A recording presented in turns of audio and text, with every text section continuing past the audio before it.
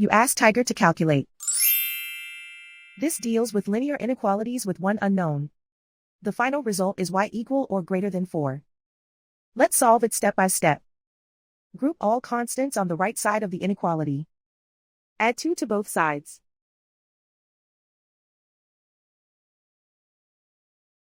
Simplify the arithmetic.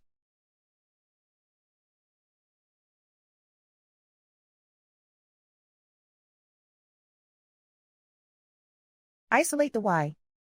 Divide both sides by 5.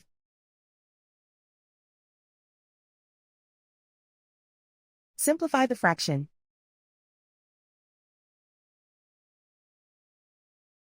Find the greatest common factor of the numerator and denominator.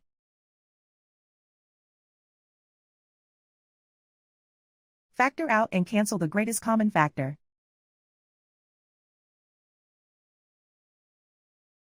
Plot the solution on a coordinate grid. And so the final result is y equal or greater than 4.